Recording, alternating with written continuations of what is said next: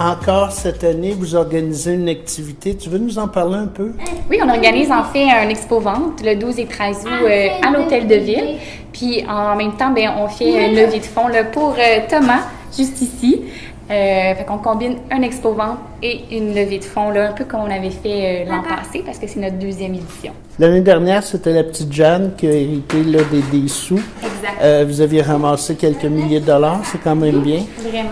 Thomas vit avec un petit problème. C'est le syndrome du cri du chat. C'est sûr que ça y a causé un gros retard dans l'apprentissage.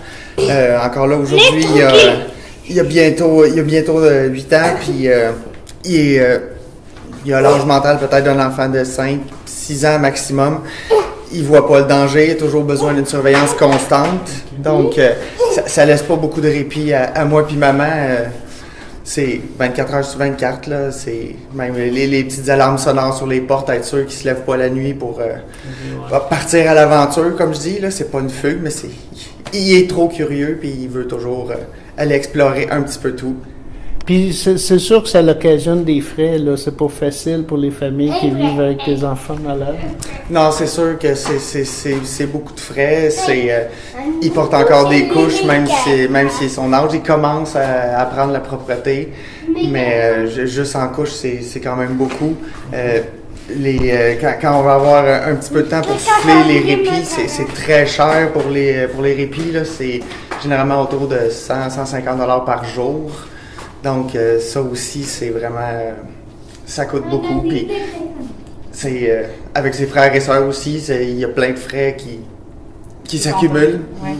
Cette journée-là, vous allez avoir plein d'activités là, que les gens donnent un peu ce qu'ils veulent pour aller directement à Thomas, c'est ça? Exact. On va avoir le photobooth qui était là l'année passée pour ramasser les fonds.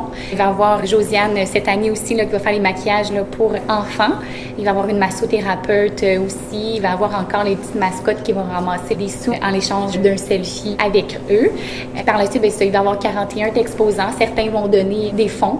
Puis il va y avoir aussi cette année la cornetteuse qui elle aussi là, va donner ses recettes un petit peu là, pour Thomas. Puis il va y avoir aussi également là, une friperie là, pour tous à l'Hôtel de Ville. Là, c'est une nouveauté cette année.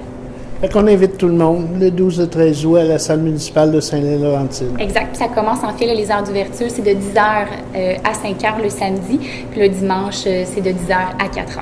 Ça va être l'occasion là, de découvrir plein de produits, en plus d'aider le jeune Thomas là, à faciliter un petit peu la vie pour la famille.